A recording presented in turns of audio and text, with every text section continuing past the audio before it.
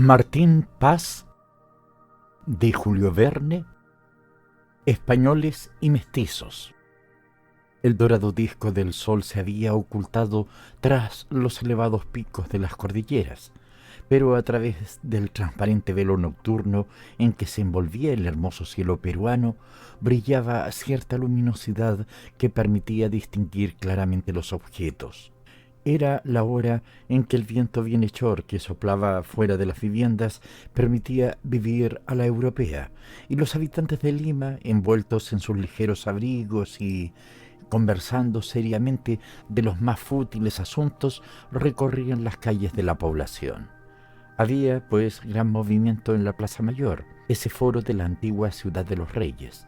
Los artesanos disfrutaban de la frescura de la tarde, descansando de sus trabajos diarios, y los vendedores circulaban entre la muchedumbre, pregonando a grandes voces la excelencia de sus mercancías.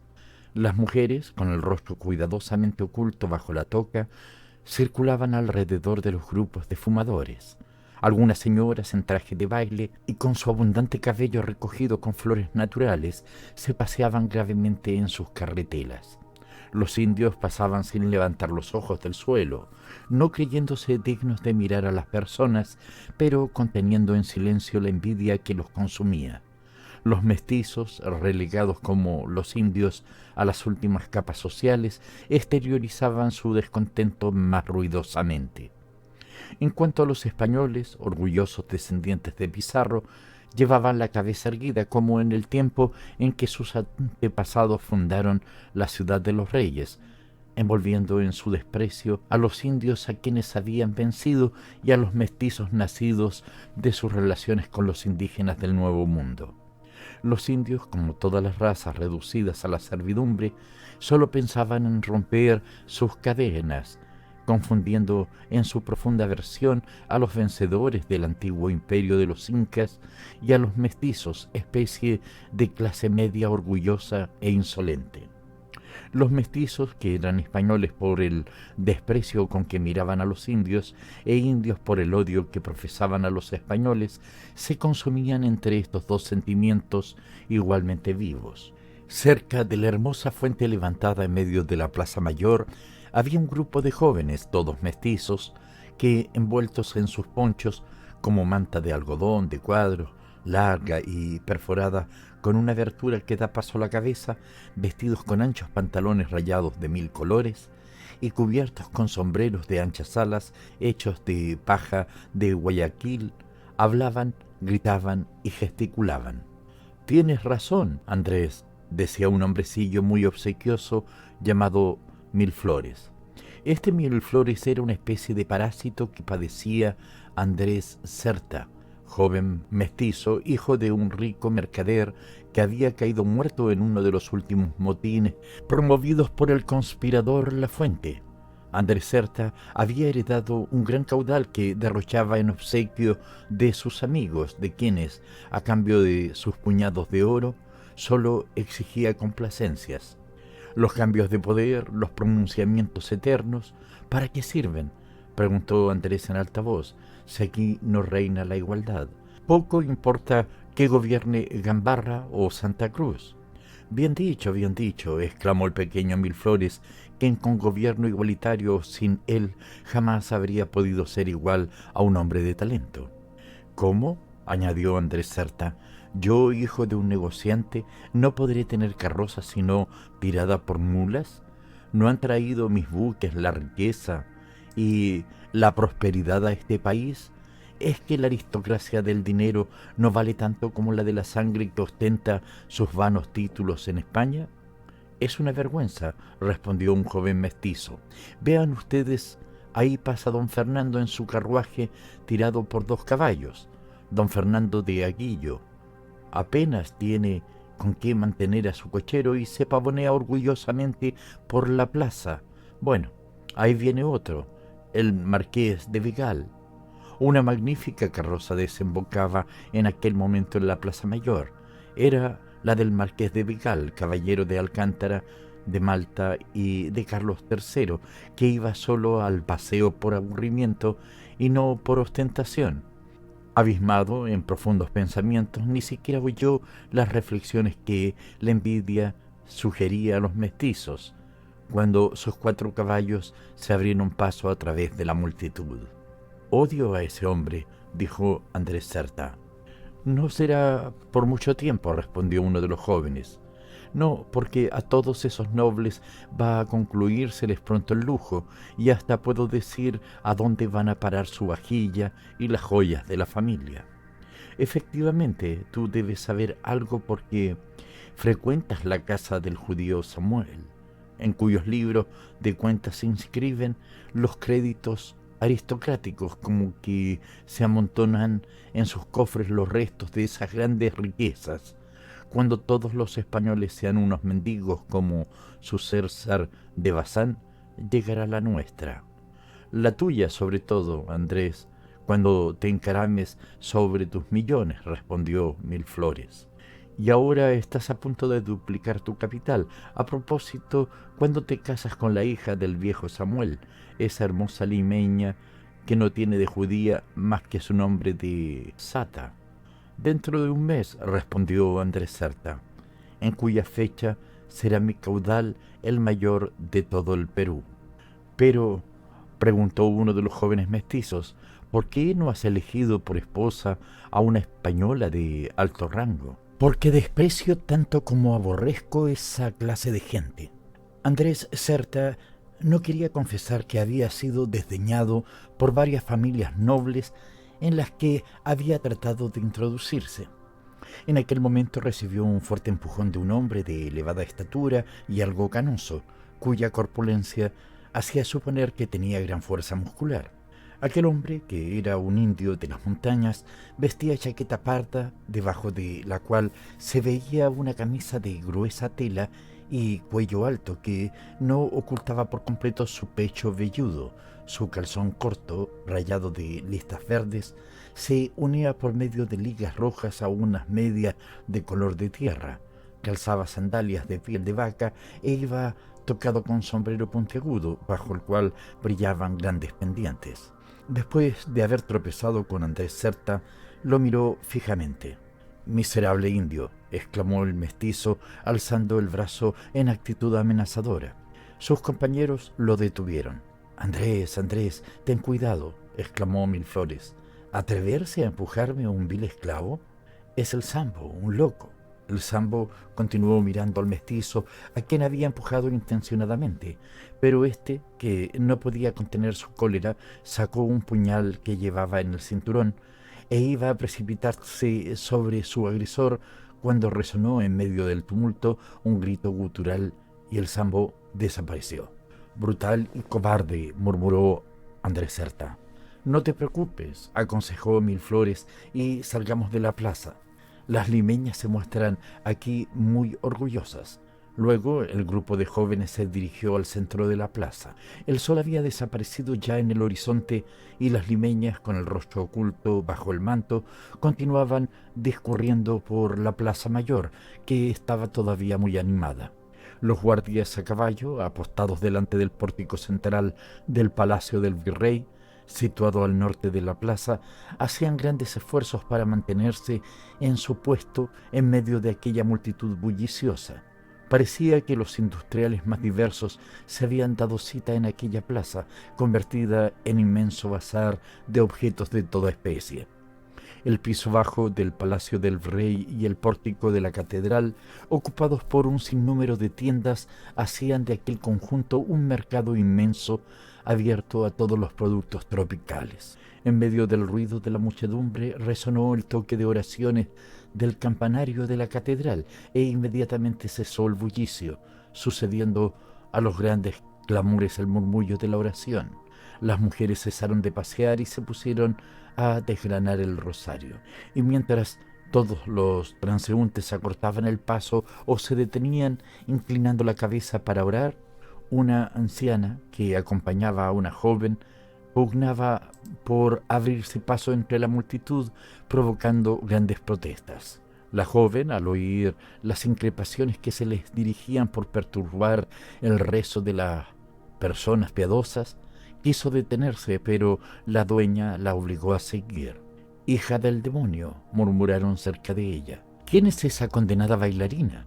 «Es una pelandusca». La joven se detuvo confusa. Un arriero acababa de ponerle de pronto la mano en el hombro para obligarla a arrodillarse, pero en aquel momento un brazo vigoroso lo echó a rodar por tierra. A esta escena rápida como un relámpago siguió un momento de confusión. «Huya usted, señorita», le aconsejó una voz suave y respetuosa a la joven. Esta, pálida de terror, se volvió y vio un joven indio de elevada estatura que, con los brazos cruzados, esperaba a pie firme a su adversario. «Por mi alma, estamos perdidas», exclamó la dueña, arrastrando consigo a la joven.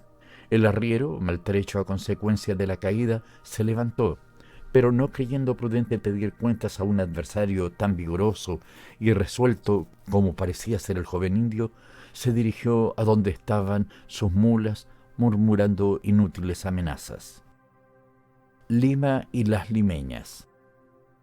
La ciudad de Lima está situada en un rincón del valle del Rímac y a 9 leguas de su embocadura. Las primeras ondulaciones del terreno, que forman parte de la gran cordillera de los Andes, comienzan al norte y al este. El valle está formado por las montañas de San Cristóbal y de los Amancaes.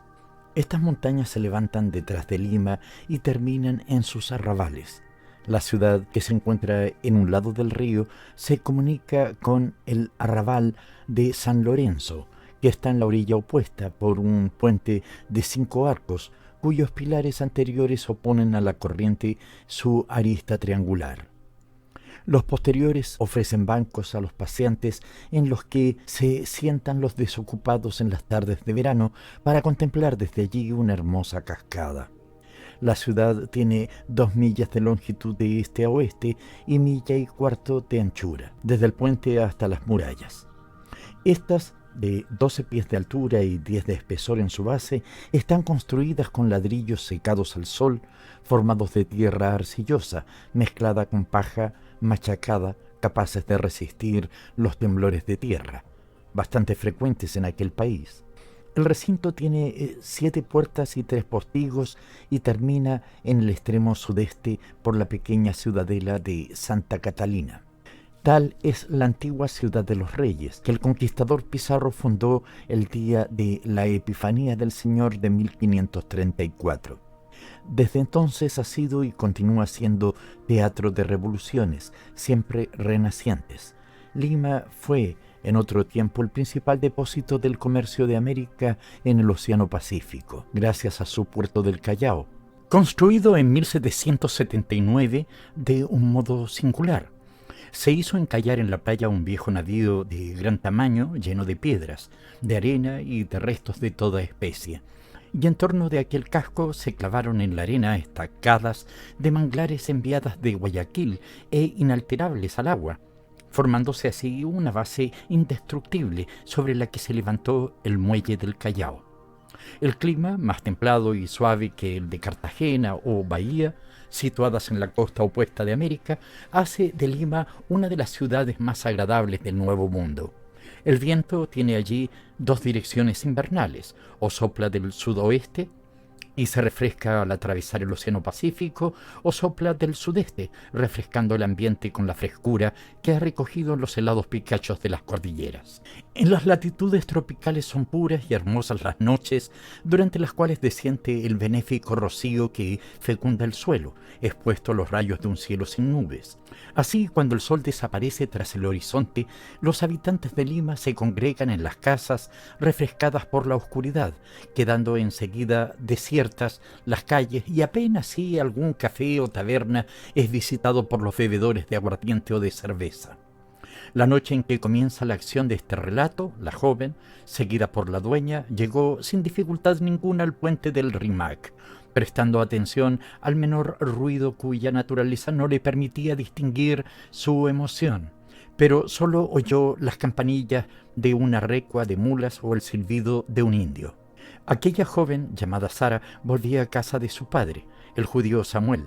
Vestía falda de color oscuro con pliegues medio elásticos y muy estrechos por abajo, lo que la obligaba a dar pasos muy menudos con esa gracia delicada particular de las limeñas. Aquella saya, guarnecida de encaje y de flores, iba en parte cubierta por un manto de seda que subía hasta la cabeza, cubriéndola con un capuchón. Bajo el gracioso vestido aparecían medias finísimas y zapatitos de raso. Rodeaban los brazos de la joven brazaletes de gran valor y toda su persona tenía ese poderoso atractivo a que en España se da el nombre de donaire. Mil Flores había estado acertado al decir que la novia de Andrés Certa no debía tener de judía más que el nombre, porque era el tipo exacto de las admirables señoras cuya hermosura es superior a toda alabanza. La dueña, vieja judía en cuyo rostro se reflejaban la avaricia y la codicia, era una fiel sirvienta de Samuel, que apreciaba sus servicios en su justo valor y los pagaba con equidad. Al llegar las dos mujeres al arrabal de San Lorenzo, un hombre con hábito de fraile, que llevaba la cabeza cubierta con la cogulla, pasó al lado de ellas mirándolas con atención. Aquel hombre, de gran estatura, tenía uno de esos semblantes apacibles que respiran calma y bondad. Era el padre Joaquín de Camarones, y al pasar dirigió una sonrisa de inteligencia a Sara, que miró a su sirvienta, después de hacer al fraile una cariñosa señal con la mano. «Muy bien, señorita», dijo la anciana con voz áspera, «¿cómo, después de haber sido insultada por los hijos de Cristo, se atreve usted a saludar a un clérigo? ¿Es que hemos de verla a usted algún día con el rosario en la mano practicar las ceremonias de la Iglesia católica?» Las ceremonias de la iglesia eran la ocupación principal de las limeñas, las cuales las seguían con ferviente devoción. «Hace suposiciones extrañas», respondió la joven, ruborizándose. «Extrañas como la conducta de usted. ¿Qué diría mi amo Samuel si se enterara de lo que ha ocurrido esta noche? ¿Soy acaso culpable de que un arriero brutal me haya insultado?» «Yo me entiendo, señorita», dijo la vieja, moviendo la cabeza, «y no hablo del arriero». «Entonces, ¿aquel joven hizo mal al defenderme contra las injurias del populacho? ¿Es la primera vez que encontramos a ese indio en nuestro camino?», preguntó la dueña. Afortunadamente, la joven tenía en aquel momento el rostro cubierto con la mano, porque, de otro modo, la oscuridad no habría sido suficiente para ocultar la turbación de su semblante a la mirada investigadora de la vieja sirvienta. «Dejemos al indio donde está», repuso ésta. «Mi obligación es vigilar la conducta de usted, y de lo que me quejo es de que, por no molestar a los cristianos, quiso usted detenerse hasta que ellos hubieran hecho su oración, y hasta ha experimentado usted deseos de arrodillarse como ellos. Ah, señorita, su padre de usted me despediría tan pronto como supiera que he permitido semejante apostasía». Pero la joven no la escuchaba. La observación de la vieja respecto al joven indio había traído a su memoria pensamientos más agradables. Creía que la intervención del joven había sido providencial y se había vuelto muchas veces para ver si la seguía. Sara tenía en el corazón cierta audacia que le sentaba perfectamente, orgullosa como española. Si se habían fijado sus ojos en aquel hombre, era porque aquel hombre era altivo y no había solicitado una mirada como premio de su protección. Al suponer que el indio la había seguido con la vista, Sara no se había equivocado. Martín Paz, después de haberla socorrido, quiso asegurar la retirada y, cuando el grupo de gente se dispersó, se puso en seguimiento sin que ella lo advirtiese. Martín Paz era un hermoso joven que vestía el traje nacional del indio de las montañas. De su sombrero de paja de anchas alas se escapaba una hermosa cabellera negra que contrastaba con el tono cobrizo de su rostro. Sus ojos brillaban con dulzura infinita y su boca y su nariz eran correctas, cosa rara en los hombres de su raza. Era uno de los más valerosos descendientes de Manco Cápac y por sus venas debía correr sangre ardorosa que le impulsaba a la realización de grandes hazañas. Vestía con aire marcial, poncho de colores brillantes y en la cintura llevaba uno de esos puñales aztecas, terribles en una mano ejercitada, porque parece que forman una sola pieza con el brazo que los maneja. En el norte de América, a las orillas del lago Ontario, aquel indio habría sido jefe de una de las tribus errantes que tan heroicamente lucharon con los ingleses. Martín Paz sabía que Sara era hija de Samuel el judío y novia del opulento mestizo Andrés Certa, pero sabía también que, por su nacimiento, posición y riquezas, no podían casarse, aunque olvidaba todos estos imposibles para seguir los impulsos de su corazón hacia ella. Abismado en sus reflexiones, apresuraba la marcha, cuando se acercaron a él dos indios que lo detuvieron. Martín Paz, le dijo uno de ellos, ¿no vas a volver esta noche a las montañas donde están nuestros hermanos? Cierto, respondió fríamente el indio.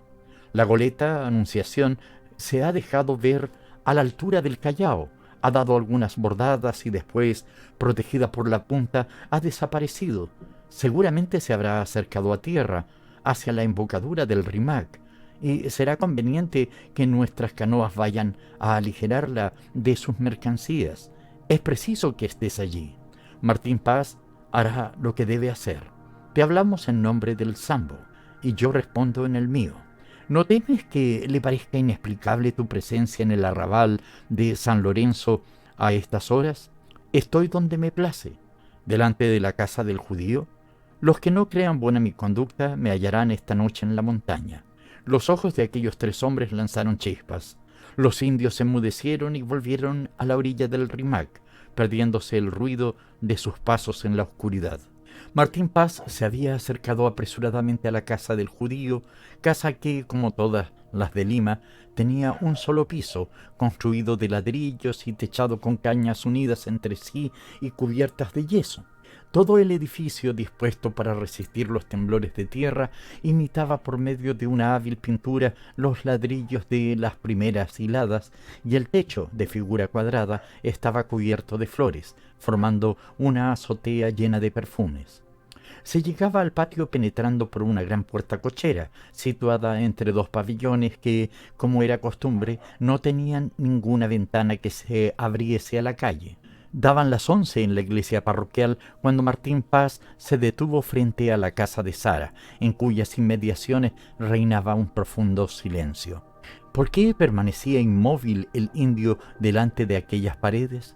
Era que una sombra blanca había aparecido en la azotea entre las flores, a las que la oscuridad de la noche daba una forma vaga sin quitarle su perfume.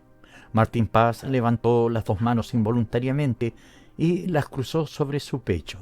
La sombra blanca desapareció como asustada. Martín Paz se volvió y se encontró frente a Andrés Certa. ¿Desde cuándo pasan la noche los indios en contemplación?, preguntó iracundo Andrés Certa. Desde que los indios pisan el suelo de sus antepasados, respondió Martín Paz. Andrés Certa avanzó hacia su rival, que permanecía inmóvil. Miserable, ¿me dejas libre el sitio? No, contestó Martín Paz. Y dicho esto, ambos adversarios sacaron a relucir los puñales. Los contendientes eran de igual estatura y parecían de igual fuerza. Andrés Certa levantó rápidamente su brazo, dejándolo caer más rápidamente aún. Su puñal había encontrado el puñal azteca del indio y rodó enseguida a tierra, herido en el hombro. ¡Socorro, socorro!, gritó. Se abrió la puerta de la casa del judío y acudieron varios mestizos de una casa inmediata, algunos de los cuales persiguieron al indio, que huía rápidamente, mientras los otros levantaron al herido. «¿Quién es este hombre?», preguntó uno de ellos. «Si es marino, llevémoslo al hospital del Espíritu Santo, y si es indio, al hospital de Santa Ana». En aquel momento se acercó un anciano al herido y apenas lo hubo mirado exclamó: «Lleven a este joven a mi casa. Vaya una desgracia extraña». Aquel anciano no era otro que el judío Samuel, quien acababa de reconocer en el herido al novio de su hija. Mientras tanto, Martín Paz corría con toda la rapidez que sus robustas piernas le permitían, confiando en poder librarse de sus perseguidores, merced a su ligereza y a la oscuridad de la noche. Le iba en ello la vida. Si hubiera podido llegar al campo, se habría encontrado seguro, pero las puertas de la ciudad, que se cerraban a las 11, no volvían a abrirse hasta las 4 de la mañana siguiente. Al llegar al puente de piedra, los mestizos y algunos soldados que iban en su persecución estaban ya a punto de alcanzarlo, cuando una patrulla desembocó por el extremo opuesto. Martín Paz, no pudiendo adelantar ni retroceder, subió al parapeto y se lanzó a la corriente del río, que se deslizaba sobre un lecho de piedra. Los perseguidores abandonaron el puente y corrieron hacia las orillas del río para apoderarse del fugitivo en el momento en que saliera a tierra, pero fue inútil. Martín Paz no volvió a aparecer. Por seguir a una mujer. Cuando Andrés Certa, que fue conducido a la casa de Samuel y acostado en una cama preparada a toda prisa, recobró los sentidos, estrechó la mano del viejo judío. El médico, avisado por un criado, no tardó en presentarse. La herida era leve, el hombro del mestizo había sido atravesado de tal modo por el puñal de su adversario que el acero solo había penetrado entre la piel y la carne. Andrés Certa no debía tardar muchos días en poder abandonar el lecho. Cuando Samuel y Andrés Certa se encontraron solos, dijo éste: ¿Quiere usted hacerme el favor de cerrar la puerta que conduce a la azotea, maese Samuel? ¿Pues qué teme?, preguntó el judío. Temo que Sara vuelva a mostrarse a la contemplación de los indios. No es un ladrón el que me ha atacado, sino un rival de quien me he librado milagrosamente. Ah, por las santas tablas de la ley, exclamó el judío, usted se engaña. Sara será una esposa perfecta que mantendrá incólume su honor. Maese Samuel, repuso el herido incorporándose sobre el lecho, ¿usted no recuerda que le pago la mano de Sara en 100.000 duros? Andrés Certa, exclamó el judío con cierta sonrisita de avaro, lo recuerdo tanto que estoy dispuesto a cambiar este recibo por dinero contante y sonante. Y al decir esto, Samuel sacó de su cartera un papel que Andrés Certa rechazó con la mano. No existe trato entre nosotros mientras Sara no sea mi esposa, y no lo será jamás si he de verme obligado a disputársela a semejante rival. Usted sabe, maese Samuel, cuál es mi propósito. Me caso con Sara para igualarme a toda esa nobleza, que no tiene para mí sino miradas de desprecio. Y se igualará a usted, Andrés Certa, porque una vez casado verá a los más orgullosos españoles acudir apresuradamente a sus salones. ¿Dónde ha ido Sara esta noche? A orar al templo israelita con la vieja Ammón. ¿Por qué la obliga usted a seguir sus ritos religiosos? Soy judío, replicó Samuel, y Sara no sería mi hija si no cumpliera los deberes de mi religión. El judío Samuel era un infame, que traficaba con todo y en todas partes, como descendiente en línea recta de aquel Judas que entregó a su maestro por 30 dineros. Hacía ya 10 años que se había instalado en Lima, fijando su morada por gusto y por cálculo en el extremo del arrabal de San Lorenzo, donde con mayor facilidad podía dedicarse a sus vergonzosas especulaciones. Después, poco a poco, fue ostentando gran lujo, a cuyo efecto había montado su casa suntuosamente, contratando numerosos criados y adquirido brillantes carrozas que inducían a creer que poseía riquezas inmensas. Cuando Samuel fue a establecerse a Lima, Sara solo tenía 8 años de edad. Niña graciosa y bella, agradaba a todos y parecía ser el ídolo del judío. Algunos años después, su hermosura atraía todas las miradas y el mestizo Andrés Certa se enamoró de ella. Lo que parecía inexplicable era que hubiese ofrecido 100.000 duros por la mano de Sara, pero aquel contrato era secreto. Por lo demás, Samuel traficaba no solo con los productos indígenas, sino con los sentimientos, y banquero, prestamista, mercader y armador, tenía el talento de hacer negocios con todo el mundo. La goleta Anunciación, que aquella noche debía atracar junto a la embocadura del Rimac, pertenecía al judío Samuel. Este, a pesar del mucho tiempo que dedicaba a los negocios, no dejaba de cumplir, por obstinación tradicional, todos los ritos de su religión con superstición religiosa, y su hija había sido cuidadosamente instruida en las prácticas israelitas. Así, cuando hablando con el mestizo, éste le manifestó su disgusto respecto a este punto, el anciano permaneció mudo y pensativo. Andrés Certa fue quien rompió el silencio, diciendo: «¿Olvida que el motivo que me mueve a casarme con Sara la obligará a convertirse al catolicismo?» «Tienes razón», respondió Samuel, entristecido, «pero juro por la Biblia que Sara será judía mientras sea mi hija». En aquel momento se abrió la puerta de la habitación, dando paso al mayordomo. «¿Han capturado al asesino?», preguntó Samuel. «Todo induce a creer que ha muerto», respondió el interpelado. «¿Muerto?», exclamó Andrés Certa con manifiesta alegría. Viéndose entre nosotros que le íbamos a los alcances y una partida de soldados que venía de la ciudad se ha arrojado al Rimac por el parapeto del puente. «¿Pero quién te asegura que no ha podido salir a la orilla?», preguntó Samuel. «La mucha nieve derretida que desciende de las montañas ha aumentado la corriente del río, hasta convertirlo en un torrente en aquel paraje», respondió el mayordomo. «Además, nos hemos apostado en las dos orillas y el fugitivo no ha vuelto a aparecer, y he puesto centinelas en las orillas del Rimac con orden de que pasen toda la noche vigilando». «Bien», dijo el anciano, «se ha hecho justicia a sí mismo. ¿Lo han conocido en su fuga?». «Perfectamente, era Martín Paz, el indio de las montañas». «¿Acaso ese hombre seguía a Sara desde hace algún tiempo?», preguntó el judío.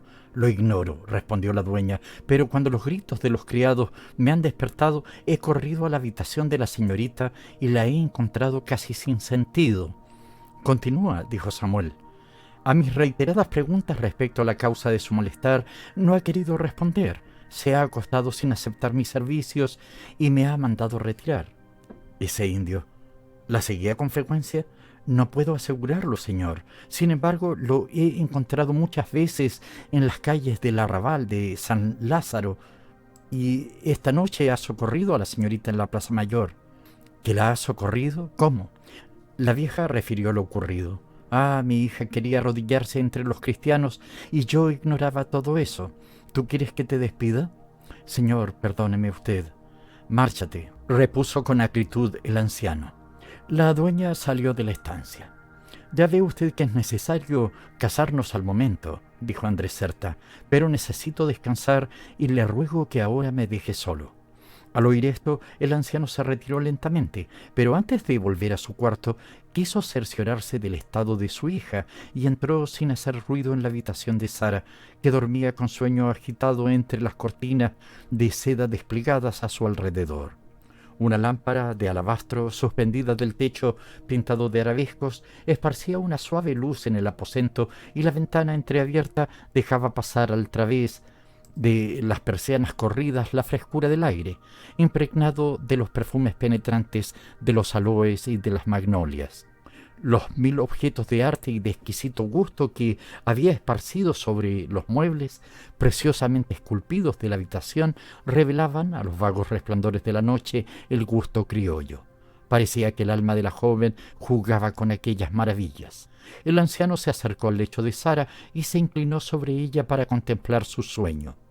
La joven judía parecía atormentada por un sentimiento doloroso que le hizo exhalar un suspiro, después de lo cual murmuraron sus labios el nombre de Martín Paz. Samuel volvió a su aposento. Cuando transcurridas algunas horas, la aurora abrió al sol las puertas del oriente. Sara se levantó a toda prisa y Liberto, indio negro, su servidor especial, acudió a recibir sus órdenes e inmediatamente ensilló una mula para su ama y un caballo para él. Sara acostumbraba pasear por las montañas seguida de un criado que le era muy adicto. Se vistió una saya de color pardo y un manto de cachemira de gruesas bellotas. Se puso en la cabeza un sombrero de paja de alas anchas, dejando flotar sobre la espalda sus grandes trenzas negras, y para mejor disimular su turbación se colocó un cigarrillo de tabaco perfumado entre los labios. Jinete ya sobre la mula, Sara salió de la ciudad y echó a correr por el campo con dirección al Callao. El puerto estaba muy animado. Los guardacostas habían estado batallando toda la noche con la goleta Anunciación, cuyas maniobras indecisas revelaban el propósito de cometer algún fraude.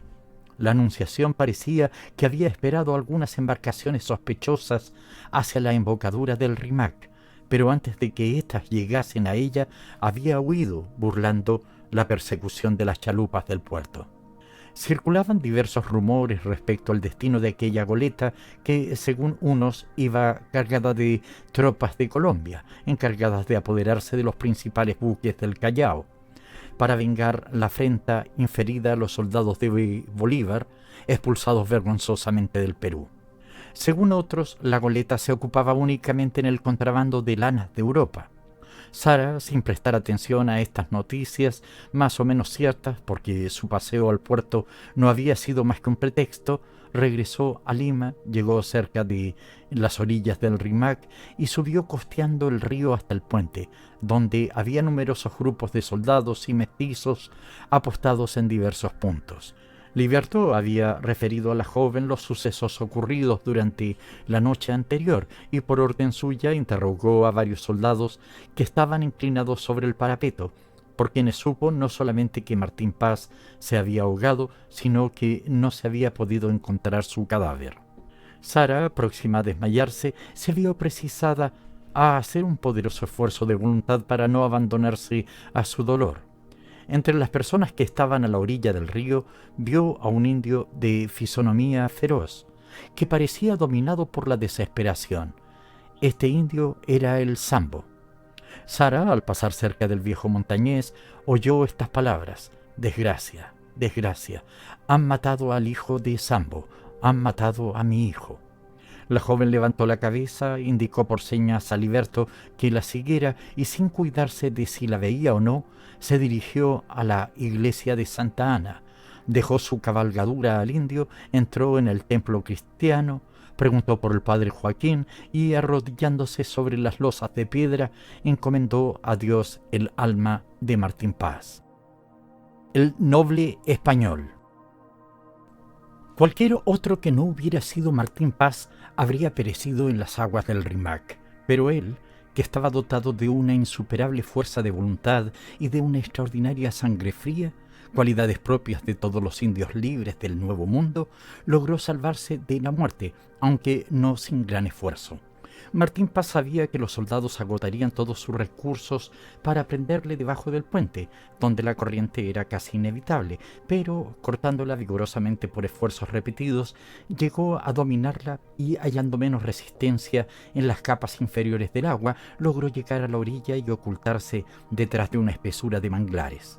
Pero una vez fuera del agua, ¿qué resolución podría tomar que no lo comprometiera? Si los soldados que lo perseguían cambiaban de opinión y subían por la orilla arriba, Martín Paz sería infaliblemente capturado.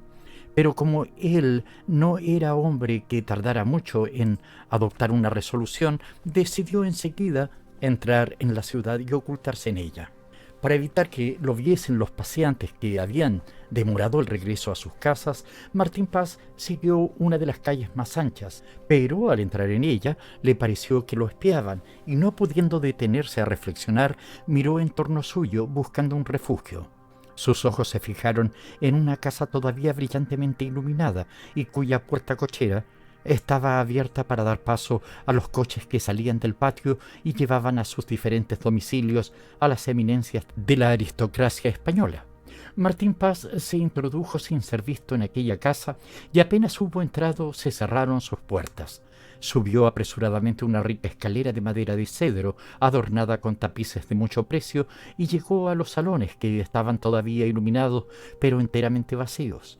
Los atravesó con la celeridad de un relámpago y ocultóse, en fin, en un oscuro cuarto. Poco después se extinguió la luz que brillaba en aquellos lujosos aposentos y la casa quedó en silencio. Martín Paz se ocupó entonces en reconocer el sitio en que se encontraba y vio que las ventanas de aquella habitación daban a un jardín interior. Ya se disponía a huir por allí, creyéndole factible, cuando oyó que le decían: «Señor ladrón, ¿por qué no roba usted los diamantes que están sobre esa mesa?». Al oír esto, se volvió Martín Paz rápidamente y vio a un hombre de altiva fisonomía que le mostraba con el dedo un estuche lleno de diamantes. Martín Paz, insultado de aquel modo, se acercó al español, cuya serenidad parecía inalterable, sacó su puñal y, volviendo la punta contra su pecho, dijo sordamente: «Señor, si repite usted semejante insulto, me daré muerte a sus pies». El español, admirado, contempló con atención al indio y sintió hacia él una especie de simpatía, en virtud de lo cual se dirigió a la ventana, la cerró suavemente y, volviéndose hacia el indio, cuyo puñal había caído en tierra, le preguntó: «¿Quién es usted?». El indio Martín Paz: «Me persiguen los soldados porque me he defendido contra un mestizo que me atacaba y lo he derribado a tierra de una puñalada. Mi adversario es el novio de una joven a quien amo. Y ahora que sabe ya quién soy, puede usted entregarme a mis enemigos, si lo cree conveniente». «Muchacho», replicó simplemente el español, «mañana salgo para los baños de Chorrillos. Puedes acompañarme si quieres, y estarás por el momento al abrigo de toda persecución. Si lo haces, no tendrás nunca que quejarte de la hospitalidad del marqués de Begal». Martín Paz se limitó a inclinarse con respeto. «Puedes acostarte en esa cama y descansar esta noche», añadió el marqués, «sin que nadie sospeche que te encuentras aquí». El español salió de la estancia dejando al indio conmovido con su generosa confianza. Después Martín Paz, abandonándose a la protección del marqués, se durmió tranquilamente. Al día siguiente, al salir el sol, el marqués dio las órdenes necesarias para la partida y envió recado al judío Samuel de que fuese a verlo, pero antes fue a oír la primera misa de la mañana. Esta era una piadosa práctica que no dejaban de observar todos los miembros de la aristocracia peruana, porque Lima, desde su fundación, había sido siempre muy católica y, además de sus muchas iglesias, contaba todavía con 22 conventos de frailes, 17 de monjas y 4 casas de retiro para las mujeres que no pronunciaban votos religiosos. Como cada uno de estos establecimientos tenía una iglesia particular, existían en Lima más de 100 edificios dedicados al culto, donde 800 clérigos seglares o regulares, 300 religiosas y hermanos legos celebraban la ceremonia del culto católico. Al entrar en Santa Ana, el marqués de Becal vio a una joven arrodillada que oraba fervorosamente y lloraba con desconsuelo. Parecía presa de dolor tal que el marqués no pudo contemplarla sin cierta emoción y ya se disponía a dirigirle algunas palabras de conmiseración cuando llegó el padre Joaquín y le dijo en voz baja: «Señor marqués, por favor, no se le acerque usted». Luego el fraile hizo una señal a Sara y ésta lo siguió a una capilla oscura y desierta. El marqués se dirigió al altar y oyó la misa, después de lo cual regresó a su casa pensando involuntariamente en aquella joven cuya imagen había quedado profundamente grabada en su imaginación. En el salón de su casa encontró al judío Samuel, que estaba esperándole y parecía haber olvidado los sucesos de la noche anterior. Su semblante estaba iluminado por la esperanza del lucro. «¿Qué manda su señoría?», preguntó al español. «Necesito 30.000 duros antes de una hora». «¿30.000 duros? ¿Y quién los tiene?». «Por el santo rey David, señor marqués, va a costarme más trabajo encontrarlos que lo que su señoría se imagina». «Aquí tengo joyas de gran valor», repuso el marqués, sin hacer caso de las palabras del judío, «y además puedo vender a usted por poco precio un terreno muy extenso que tengo cerca del Cusco».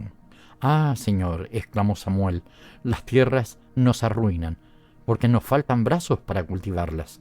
Los indios se retiran a las montañas y las cosechas no producen lo que cuesta la recolección». «¿En cuánto valora usted esos diamantes?», preguntó el marqués. Samuel sacó del bolsillo una balanza pequeña de precisión y se puso a pesar las piedras con minuciosa detención, pero sin dejar de hablar, despreciando, como de costumbre, la prenda que se le ofrecía.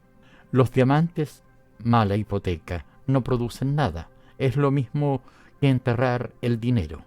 Observará su señoría que el agua de este diamante no es de una limpieza perfecta. Ya sabe su señoría que estos adornos tan costosos no son fáciles de vender, por lo que me vería obligado a enviarlos a las provincias de la Gran Bretaña. Los norteamericanos me los comprarán seguramente, pero será para cederlos a los hijos de Albión. Quieren, por consiguiente, y es justo, ganar una comisión honrosa que cae sobre mis costillas. Supongo que 10.000 duros contentará a su señoría. Es poco, sin duda, pero...». «Ya he dicho», repuso el español despectivamente, «que necesito mucho más de 10.000 duros. Señor, no puedo dar un centavo más.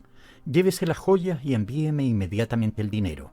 Para completar los 30.000 duros que necesito, le daré esta casa en hipoteca. ¿No le parece bastante sólida? Ah, señor, en esta ciudad donde son tan frecuentes los terremotos, no se sabe quién vive ni quién muere, ni quién cae, ni quién se mantiene en pie». Y mientras decía esto, Samuel se empinaba sobre la punta de los pies, dejándose luego caer sobre los talones varias veces para apreciar la solidez del piso.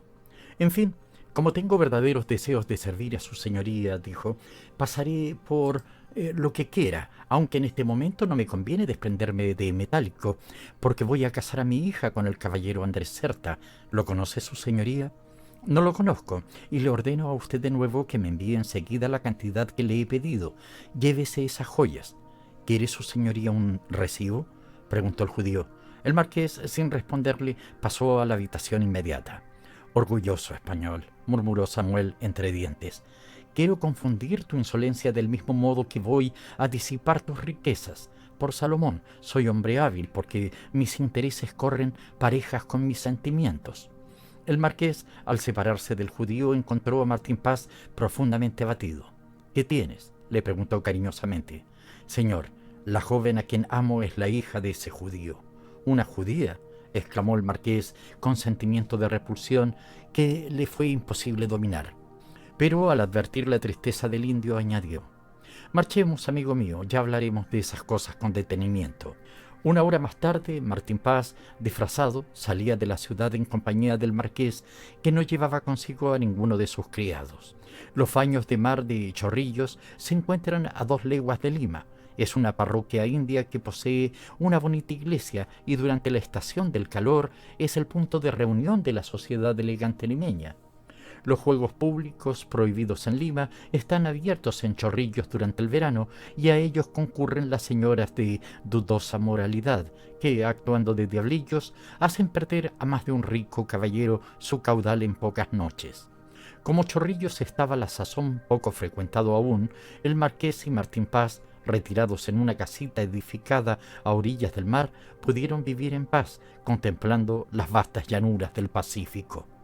El marqués, miembro de una de las más antiguas familias del Perú, era el último descendiente de la soberbia línea de antepasados, de la que con razón se mostraba orgulloso, pero en su rostro advertíanse las huellas de una profunda tristeza. Después de haber intervenido durante algún tiempo en los asuntos políticos, había experimentado una repugnancia infinita hacia las revoluciones incesantes, hechas en beneficio de ambiciones personales, y se había retirado de la política y apartado de la sociedad, viviendo casi en retiro, solo interrumpido a raros intervalos por deberes de estricta cortesía.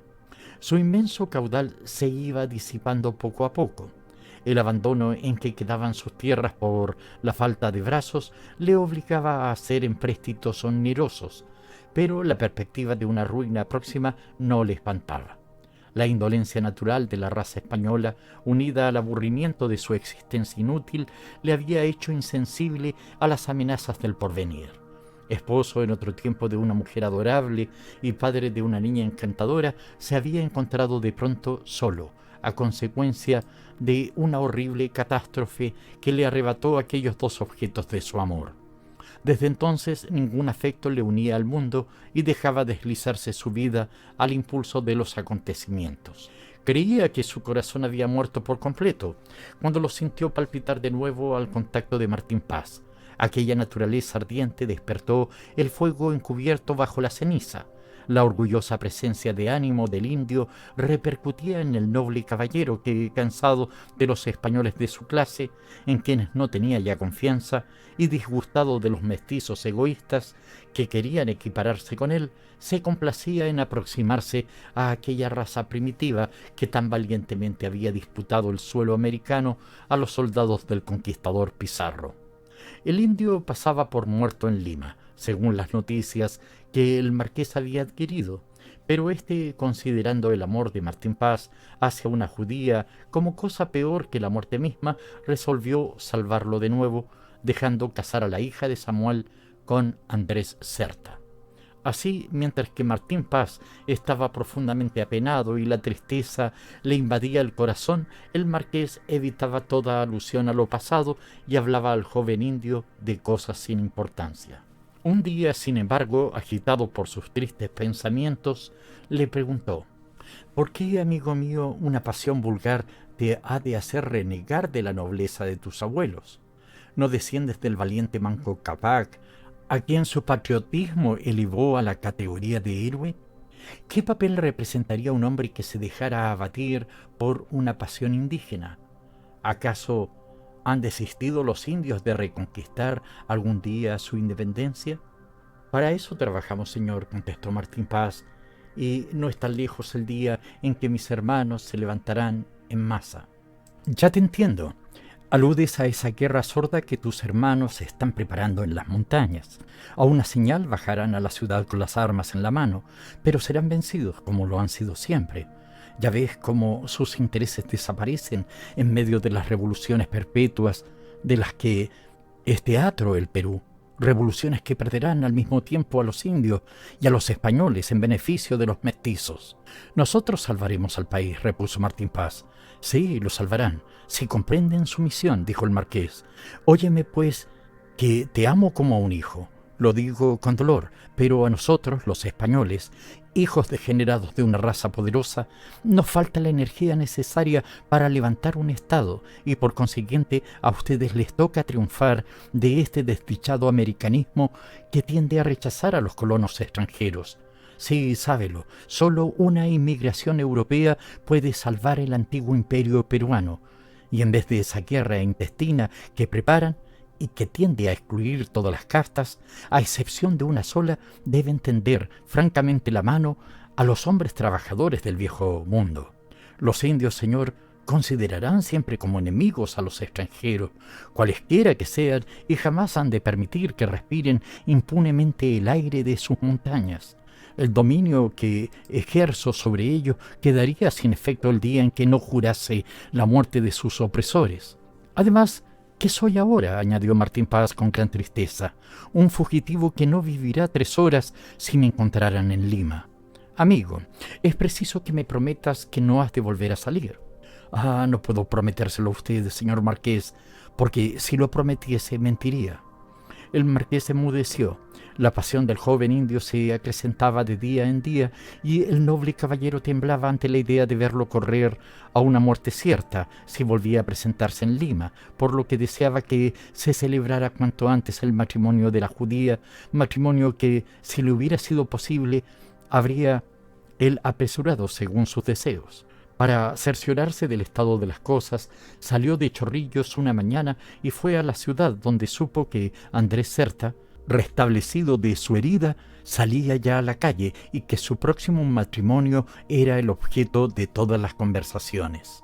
El marqués quiso conocer a la joven amada por Martín Paz y con este objeto se dirigió a la Plaza Mayor, donde a ciertas horas había siempre una gran multitud y donde encontró al padre Joaquín, su antiguo amigo. El venerable fraile se quedó profundamente sorprendido cuando el marqués le dijo que Martín Paz no había muerto, apresurándose a prometer que velaría por la vida del joven indio y que le daría todas las noticias que le interesaran. De improviso, las miradas del caballero se dirigieron a una joven arrebujada en un manto negro que iba sentada en una carretela. ¿Quién es esa hermosa muchacha?, preguntó al padre Joaquín. La hija del judío Samuel, prometida de Andrés Certa. ¿Ella? ¿La hija de un judío? El marqués se quedó profundamente admirado y, estrechando la mano del padre Joaquín, volvió a tomar el camino de Chorrillos. Su sorpresa era natural porque había reconocido en la pretendida judía a la joven a quien había visto orar fervorosamente en la iglesia de Santa Ana. Preparativos de insurrección. Cuando las tropas de Colombia, que Bolívar puso a las órdenes del general Santa Cruz, fueron arrojadas del Bajo Perú, cesaron las sediciones militares en este país, que empezó a disfrutar de calma y tranquilidad. Las ambiciones particulares no volvieron a turbar el reposo público y el presidente Gambarra se había afianzado su palacio de la Plaza Mayor. Sin embargo, el peligro verdadero, inminente, no procedía de las sediciones, que se extinguían tan pronto como estallaban y que parecían complacer a los americanos por sus ostentaciones militares. El peligro no lo veían los españoles demasiado altos para poder verlo, ni tampoco los mestizos, que jamás descendían a mirar lo que se hallaba por debajo de ellos. Esto, no obstante, se agitaban de un modo extraordinario los indios de la ciudad, mezclándose con frecuencia con los habitantes de las montañas, como si hubieran sacudido su apatía natural. En vez de envolverse en su poncho con los pies hacia el sol, se extendían por el campo, se detenían uno a otro, se entendían por señales particulares y frecuentaban las posadas más desiertas, en las que podían hablar sin peligro de ser escuchados.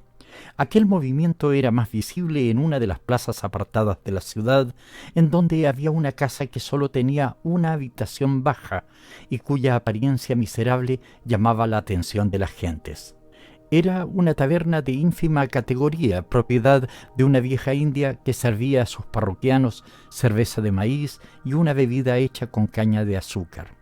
Los indios no se reunían en esta plaza, sino cuando en el lecho de la citada taberna se ponía un palo largo que servía de señal. Entonces los indígenas de todas profesiones, conductores de carros, arrieros y cocheros, entraban uno a uno y desaparecían inmediatamente en la gran sala. La tabernera dejaba entonces a su criada el cuidado de la taberna y corría a servir personalmente a sus parroquianos. Pocos días después de la desaparición de Martín Paz, se celebró una asamblea numerosa en la sala de la taberna, donde apenas podían distinguirse los motivos de los concurrentes a causa de la oscuridad que en ella reinaba y que el humo del tabaco hacía aumentar. En torno de una larga mesa había unos 50 individuos mascando los unos una especie de hoja de té mezclada con tierra odorífera y bebiendo los otros en grandes jarros el licor de maíz fermentado. Pero estas ocupaciones no les distraían de la principal, que era escuchar atentamente el discurso que les estaba pronunciando un indio. El orador era el Sambo, cuyas miradas tenían una extraña fijeza.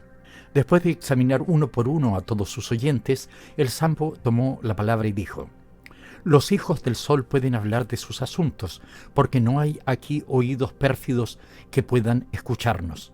En la plaza algunos de nuestros amigos, disfrazados de cantores, distraen a los transeúntes para que nos dejen disfrutar de entera libertad en esta casa».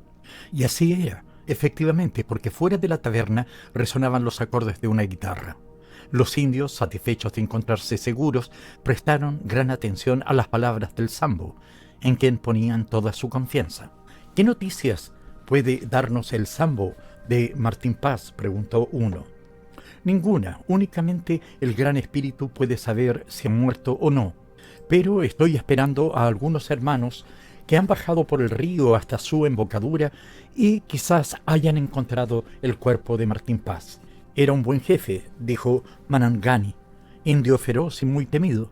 «Pero ¿por qué no se encontraba en su puesto el día en que la goleta nos traía las armas?». El Sambo, sin responder, inclinó la cabeza.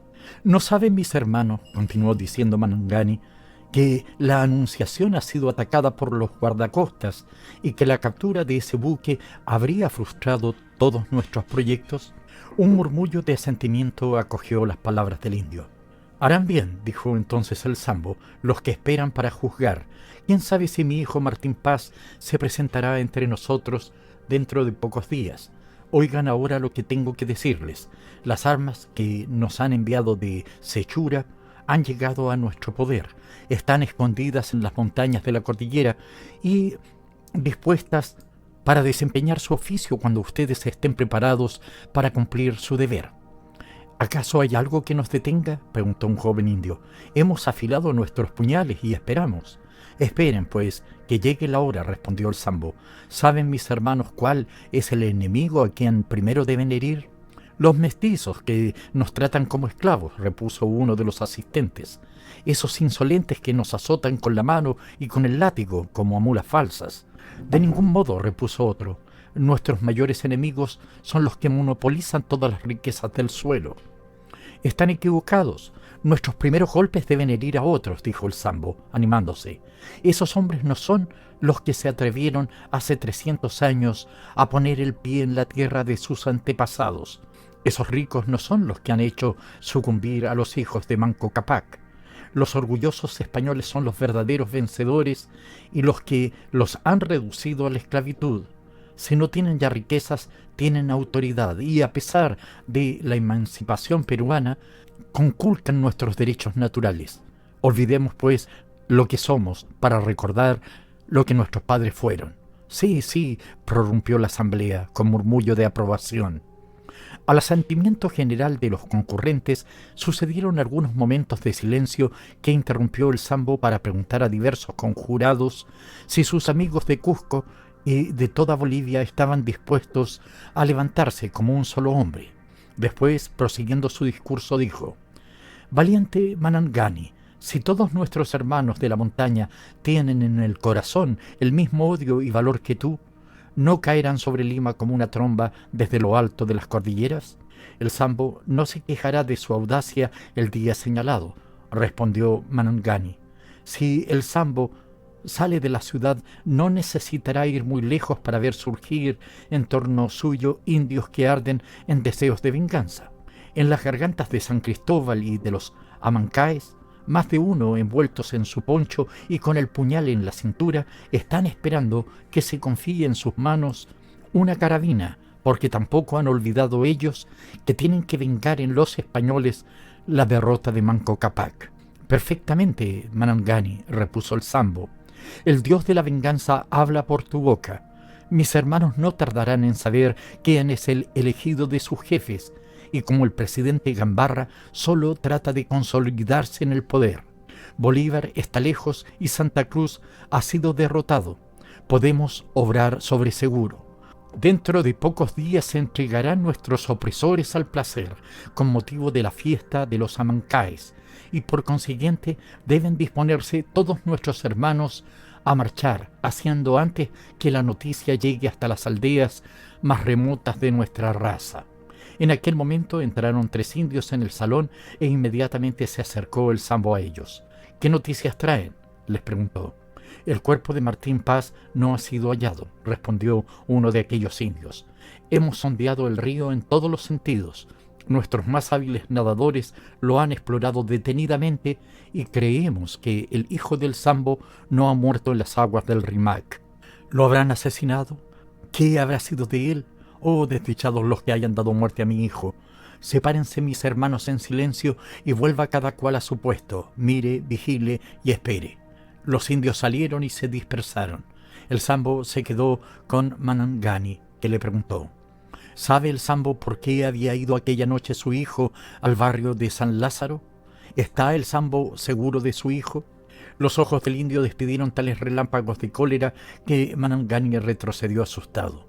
Pero el Sambo se contuvo y dijo: «Si Martín Paz traicionara a sus hermanos, yo mataría a todos aquellos a quienes ha dado su amistad y a todas aquellas a quienes hubiese dado su amor.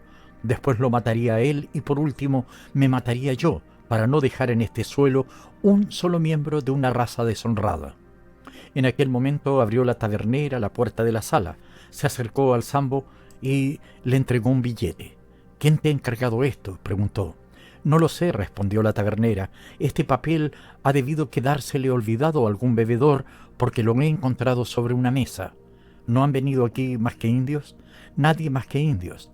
La tabernera salió y el Sambo desdobló el billete que leyó en alta voz: «Una joven ha orado por Martín Paz, porque no olvida al indio que ha expuesto su vida por ella. Si el Sambo tiene noticias de su hijo o esperanza de encontrarlo, átese al brazo un pañuelo encarnado como señal. Hay ojos que lo ven pasar todos los días». El Sambo estrujó el billete entre sus manos. «El desgraciado se ha dejado seducir por una mujer». «¿Y quién es esa mujer?», preguntó Manangani. «No es india», respondió el Sambo, mirando el billete. «Es sin duda una mujer elegante». «Ah, Martín Paz, estás desconocido». «¿Harás lo que esa mujer te pide?». «No», respondió rápidamente el indio. «Debe perder toda esperanza de volver a ver a mi hijo para que muera de dolor». Y dicho esto, el Sambo rompió el billete con rabia. «Sin duda alguna ha sido un indio quien ha traído este billete», observó Manangani. «Oh, no puede ser de los nuestros. Se habrá sabido que yo venía con frecuencia a esta taberna. Pero no volveré a poner los pies en ella. Regrese mi hermano a las montañas, mientras yo vigilo en la ciudad. Veremos para quiénes resultará alegre la fiesta de los Amancaes, si para los opresores o para los oprimidos». Los 2 indios se separaron. El plan no podía estar mejor combinado ni la hora de la ejecución mejor elegida.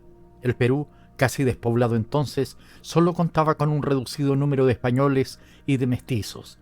La invasión de los indios, que acudirían desde los bosques del Brasil y desde las montañas de Chile, como de las llanuras del Río de la Plata, debía cubrir con un ejército formidable el teatro de la rebelión.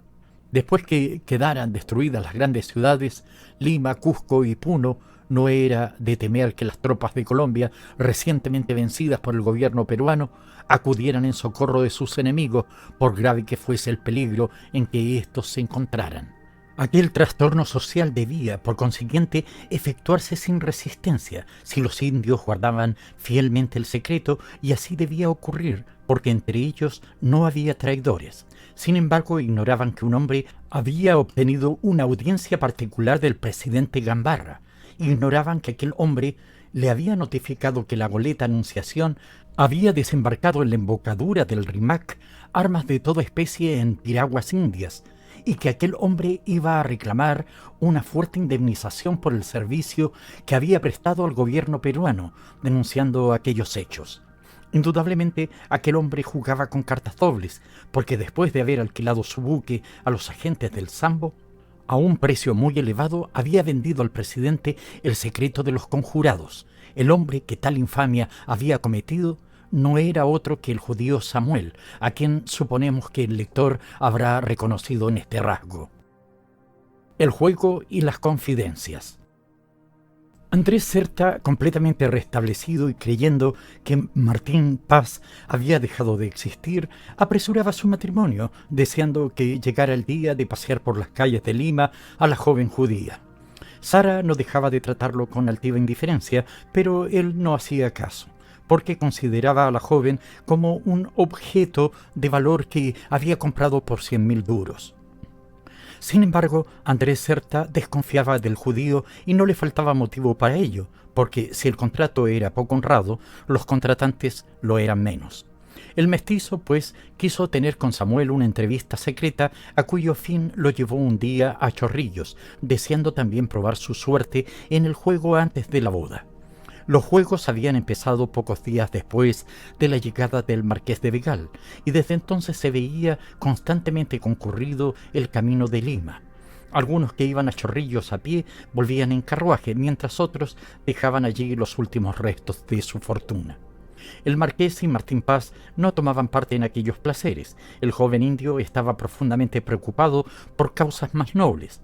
Después de pasear con el marqués, volvía todas las noches a su aposento y se ponía de codos en la ventana, donde pasaba largas horas meditando. El marqués no olvidaba a la hija de Samuel, a quien había visto orar en el templo católico, pero no se había atrevido a revelar aquel secreto a Martín Paz, aunque le iba instruyendo poco a poco en las verdades cristianas. Temía reanimar en su corazón sentimientos que deseaba extinguir, porque el indio proscrito debía renunciar a toda esperanza de contraer matrimonio con la hija del judío. Mientras tanto, la policía había concluido por abandonar la persecución de Martín Paz, y transcurrido algún tiempo, merced a la influencia de su protección, el indio quizá lograra ocupar un puesto en la sociedad peruana. Pero sucedió que Martín Paz, desesperado, resolvió averiguar qué había sido de la joven, y con este propósito se introdujo, vestido con un traje español, en una sala de juego para escuchar las conversaciones de los concurrentes. Andrés Certa, que era hombre muy conocido, y su matrimonio, que seguramente estaría ya próximo, debían ser objeto de alguna conversación.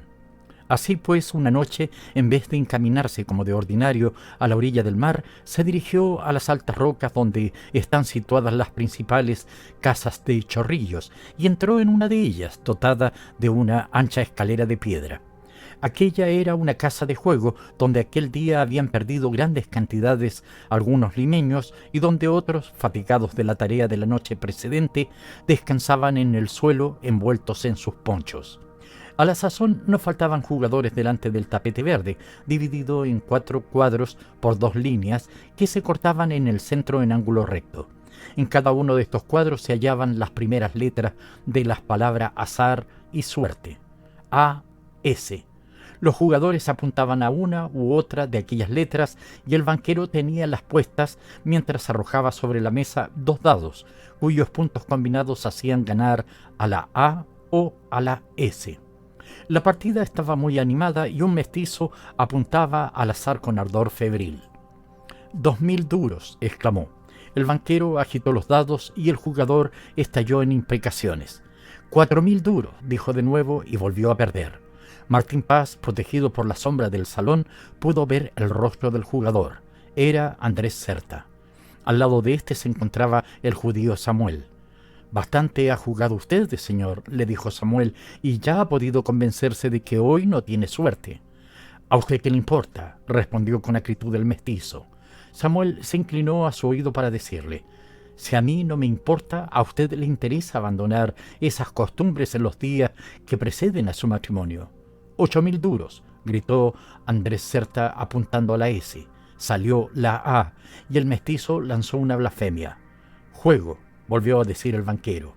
Andrés Certa sacó un puñado de billetes de su bolsillo para aventurar una suma considerable al juego, llegando a ponerla en uno de los cuadros. El banquero agitaba ya los dados cuando una seña de Samuel lo detuvo. El judío volvió a inclinarse al oído del mestizo y le dijo: «Si no le queda a usted la cantidad necesaria para llevar a efecto nuestro contrato, esta noche quedará roto». Andrés Certa se encogió de hombros, hizo un gesto de rabia y, recobrando su dinero, salió rápidamente de la estancia. «Continúe usted ahora», dijo Samuel al banquero. «Ya arruinará a este señor después de que se haya casado».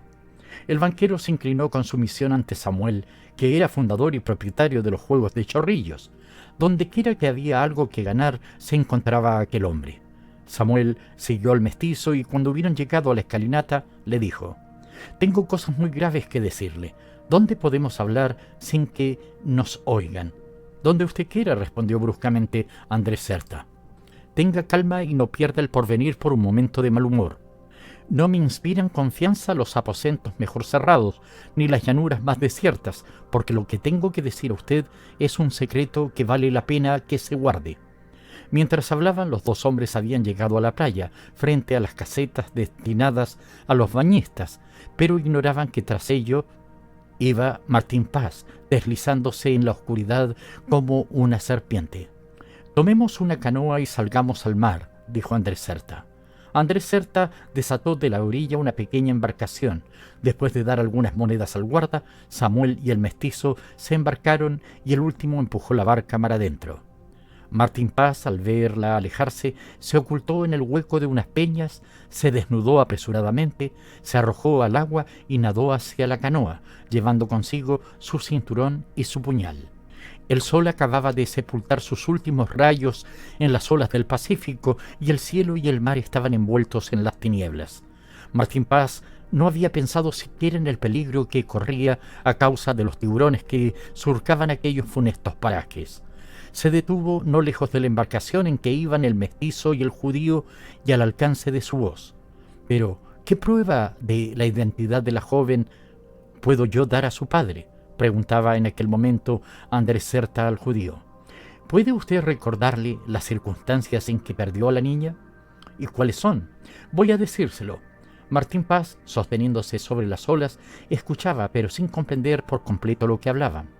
«El padre de Sara, que es el gran señor que usted conoce», dijo el judío, «vivía en la Concepción, comarca de Chile, pero entonces su caudal corría parejas con su nobleza. Obligado a venir a Lima para asuntos de interés, salió solo de la Concepción, dejando allí a su mujer y a su hija, esta última de 15 meses de edad. Como el clima del Perú le convino, envió a la marquesa orden de que viniera a reunirse con él.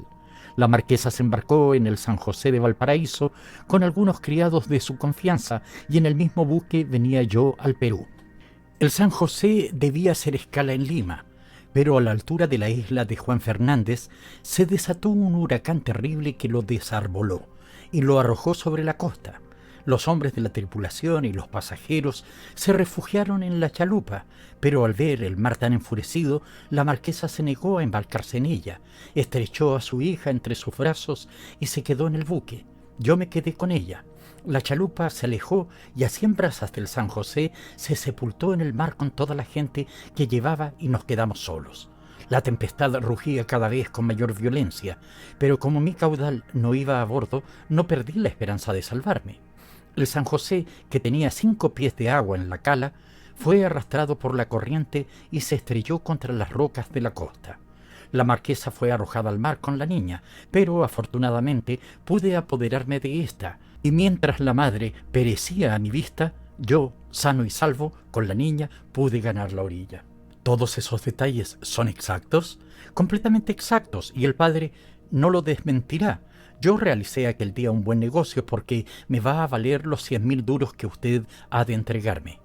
¿Qué quiere decir esto?, se preguntaba asombrado Martín Paz. Aquí tiene mi cartera con los 100.000 duros, respondió Andrés Certa. Gracias, señor, dijo Samuel, apoderándose del tesoro.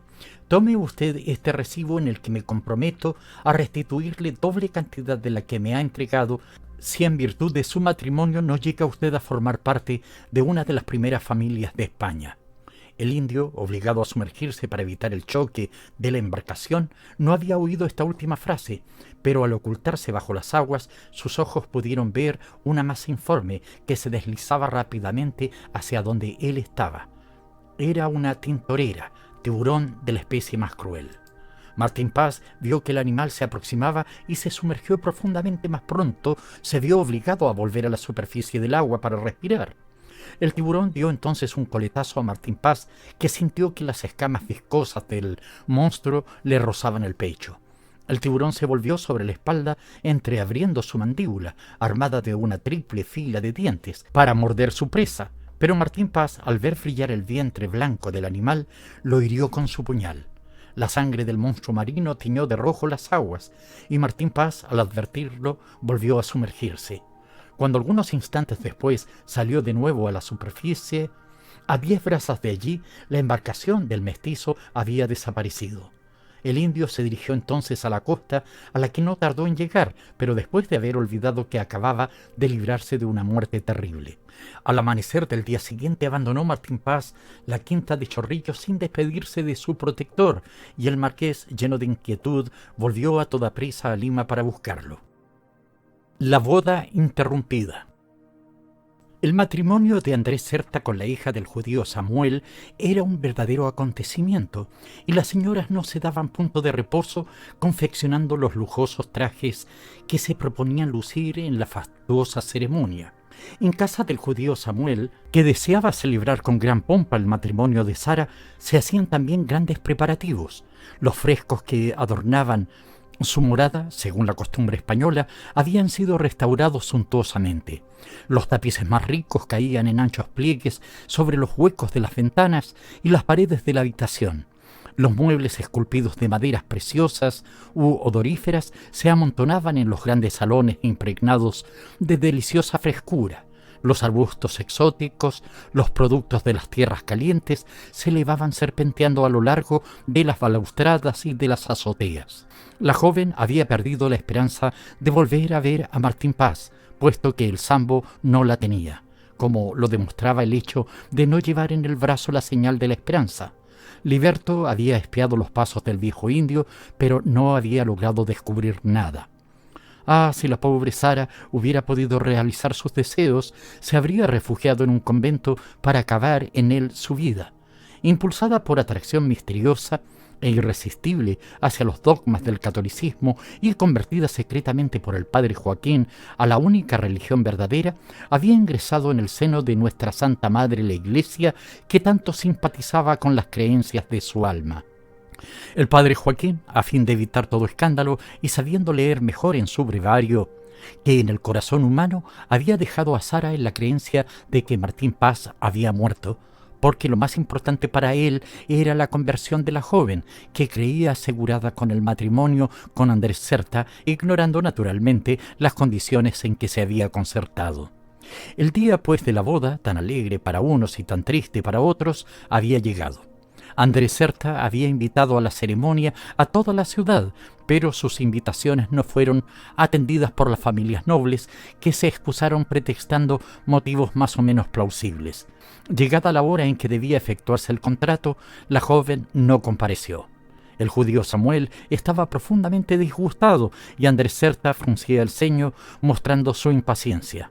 Una especie de confusión se reflejaba en los rostros de los invitados, mientras millares de bujías cuya imagen multiplicaban los espejos inundaban los salones de resplandeciente luz. En la calle un hombre se paseaba presa de una ansiedad mortal. Era el marqués de Begal. La fuga. Mientras tanto, Sara, profundamente angustiada, permanecía sola en su habitación, de donde no se atrevía a salir. Sofocada por la emoción, se apoyó en el balcón que daba a los jardines interiores, y allí estaba abismada en sus pensamientos cuando vio de pronto a un hombre que procuraba ocultarse en las calles de Magnolias. Aquel hombre era Liberto, su servidor, que parecía espiar a algún enemigo invisible, ya ocultándose detrás de una estatua, ya echándose a tierra. De repente Sara palideció. Liberto luchaba con un hombre de alta estatura que lo había derribado a tierra, y algunos suspiros ahogados que se escapaban de la boca del negro revelaban que una mano robusta le apretaba el cuello. La joven iba a gritar en demanda de socorro cuando vio levantarse a los dos hombres. El negro miraba a su adversario y le decía: «Usted, es usted». Y siguió a aquel hombre que, antes que Sara pudiera lanzar un solo grito, se presentó ante ella como un fantasma del otro mundo. Así como el negro, derribado bajo las rodillas del indio, no había podido hablar sino lo que hemos anotado arriba. La joven, bajo la mirada de Martín Paz, no pudo a su vez decir sino las mismas palabras: «Usted, es usted».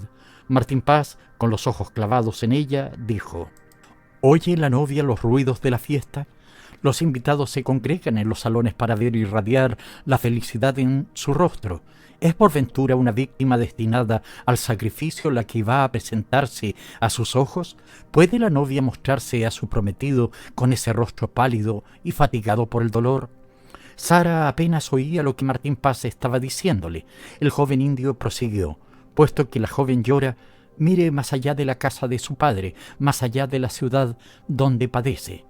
Sara levantó la cabeza y Martín Paz, adoptando una actitud altiva, con el brazo extendido hacia las cordilleras, le mostraba el camino de la libertad. Sara se sintió arrastrada por un poder irresistible. Las voces de algunas personas que se acercaban a su habitación llegaron hasta ella. Su padre iba a entrar sin duda, y tal vez su novio lo acompañaba. Martín Paz apagó de repente la lámpara suspendida sobre su cabeza y se oyó un silbido, semejante al que se había oído ya en la Plaza Mayor. De pronto se abrió la puerta de la estancia y entraron en esta Samuel y Andrés Certa. La oscuridad era profunda. Acudieron algunos servidores con luces y encontraron el aposento vacío. «¡Maldición!», exclamó el mestizo. «¿Dónde está?», preguntó Samuel. «Usted me responde de ella», dijo brutalmente Andrés Certa. Al oír esto, el judío se sintió inundado de un sudor frío que le penetraba hasta los huesos. «Venga conmigo», gritó, y seguido por sus criados se lanzó corriendo fuera de la casa. Mientras tanto, Martín Paz huía por las calles de la ciudad con cuanta rapidez era posible. A 200 pasos de la casa del judío encontró a varios indios a quienes el silbido lanzado por él había reunido allí. «¡A nuestras montañas!», exclamó. «¿A casa del marqués de Begal?», dijo una voz detrás de él. Se volvió Martín Paz al oír esto y vio al español detrás de él. «¿No quieres confiarme esa joven?», preguntó el marqués. El indio inclinó la cabeza y dijo sorprendido: «A casa del marqués de Begal». Martín Paz, cediendo al ascendiente del marqués, le había confiado la joven, seguro de que en casa del español no corría el menor riesgo, pero comprendiendo lo que el honor exigía, no quiso pernoctar bajo el techo del marqués. Salió pues presa de violenta excitación que le hacía hervir la sangre en las venas. Pero no había dado aún 100 pasos cuando 5 o 6 hombres se arrojaron sobre él y, a pesar de su tenaz resistencia, lograron atarlo. Martín Paz lanzó un rugido de desesperación. Creía haber caído en poder de sus enemigos. Pocos instantes después le quitaron la venda con que le habían cubierto los ojos y se encontró en la sala baja de la taberna en que sus hermanos habían organizado la rebelión. El Sambo, que había presenciado el rapto de la joven, se encontraba allí, rodeado de Manangani y los demás indios sediciosos. Los ojos de Martín Paz despidieron relámpagos de cólera. «Mi hijo no se apiada de mis lágrimas», dijo el Sambo, «puesto que durante tanto tiempo me deja en la incertidumbre de si está vivo o muerto». ¿Es acaso la víspera de una insurrección cuando Martín Paz, nuestro jefe, debe encontrarse en el campo de nuestros enemigos?, preguntó Managnani. Martín Paz no respondió a su padre ni al indio. Es decir, que nuestros más graves intereses han sido sacrificados en holocausto de una mujer. Y mientras decía esto, Managnani se acercó a Martín Paz con el puñal en la mano, pero Martín Paz no lo miró siquiera.